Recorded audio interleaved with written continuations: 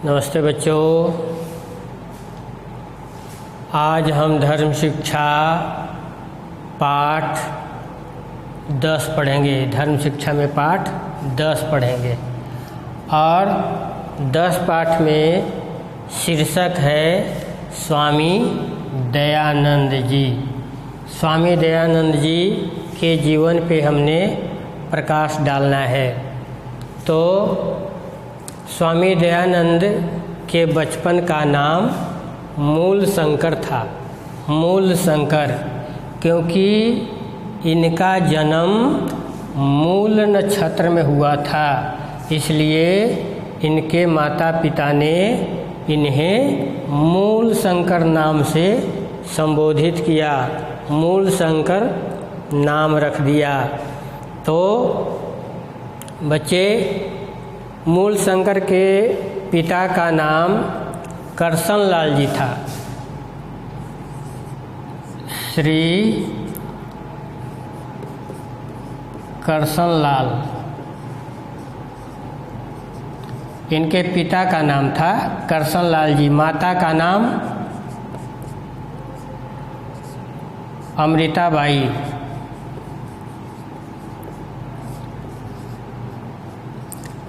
माता के नाम अमृताबाई। तो ये स्वामी दयानंद के बचपन का नाम मूल शंकर। मूल शंकर के बाद इनका नाम शुद्ध चैतन्य भी था और शुद्ध चैतन्य से जब संन्यास की दीक्षा ली तब इनका नाम स्वामी दयानंद पड़ा। स्वामी दयानंद का जन्म 1824 में गुजरात प्रांत के टंकारा गांव में हुआ था। इनके पिताजी एक बहुत बड़े शिव भक्त थे, शिव के उपासक थे। शिव की बड़ी श्रद्धा व निष्ठापूर्वक से पूजा पाठ करते थे।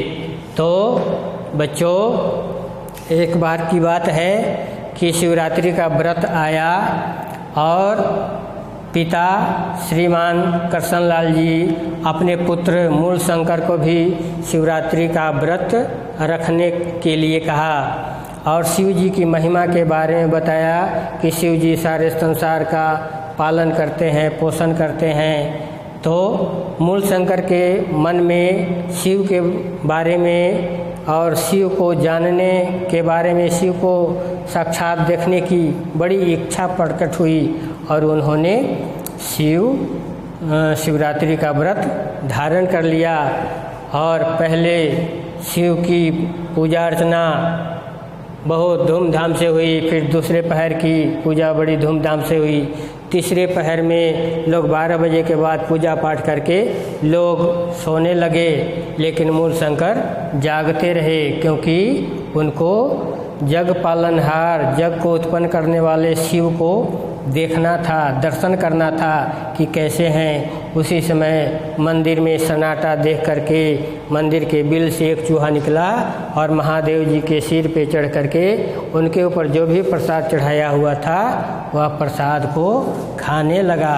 यह देख करके मूल शंकर के मन में अनेकों प्रकार के प्रश्न उठे कि शिव जो है सारे संसार का पालन करते हैं, नष्ट करने वाले हैं, और जो दैत्य है, जो दुष्ट लोग हैं, उन सभी को ख़त्म करने वाले हैं। तो शिव जी इस छोटे से चूहे को क्यों नहीं भगा रहे हैं, क्यों नहीं हटा रहे हैं। अपने पिता को जगाया, लेकिन पिता कहते हैं ना कि जब किसी को अगर नींद आ रही हो उस समय अगर कोई किसी को जगाता है तो आदमी बड़ा क्रोधित हो जाता है। तो उनके झुंझला करके पिता जो है उनको डांटते हुए और उनको ओम नमः शिवाय मंत्र का जाप करने के लिए कहा।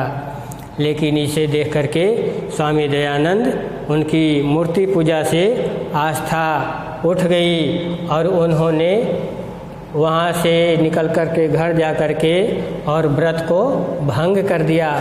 तो बच्चों, एक होता है ऋषि जो ग्रंथों को पढ़ करके ऋषि बनता है, जो महापुरुष के जीवन को पढ़ करके ऋषि बनता है। लेकिन महर्षि वह होता है जो खुद को अपने जीवन को उठाता है, खुद भी अपने जीवन को बनाता है और संसार के लोगों को भी ऊपर उठाता है, संसार के लोगों को भी एक नया रास्ता प्रदान करता है, एक नया मार्ग प्रदान करता है। तो उसमें महर्षि स्वामी दयानंद के आगे महर्षि लगता है। तो महर्षि स्वामी दयानंद ने अपने जीवन में अपने उत्थान करते हुए संसार के लोगों का भी उत्थान किया। संसार में जो छुआछूत, जात पात आदि अंधविश्वास फैले हुए थे, उन अंधविश्वासों को खंडन किया। लोगों को वेदों के मार्ग पर लाने के लिए गहन प्रयास किया और जो बाल विवाह, छुआछूत, विधवा विवाह आदि होते थे उन सभी पे कुठाराघात किया।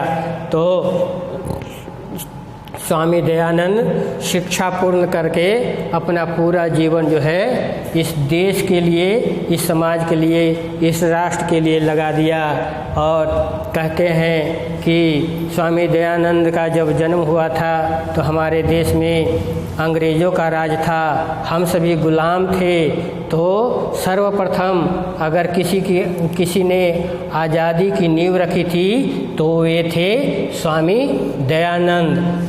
स्वामी दयानंद के बारे में इतिहासकार कहता है कि जब 1857 का युद्ध संग्राम छिड़ा, उसमें स्वामी दयानंद मुख्य रूप से भाग ले रहे थे और उन्होंने 2 दल का गठन किया था, एक नरम दल, एक गरम दल।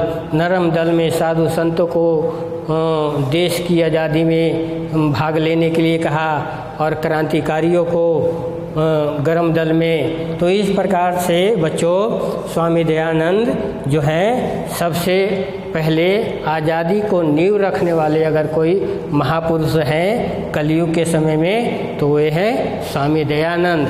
और स्वामी दयानंद ने अपने पूरे जीवन को लगा दिया और वेदों का प्रचार किया। ठीक है बच्चों।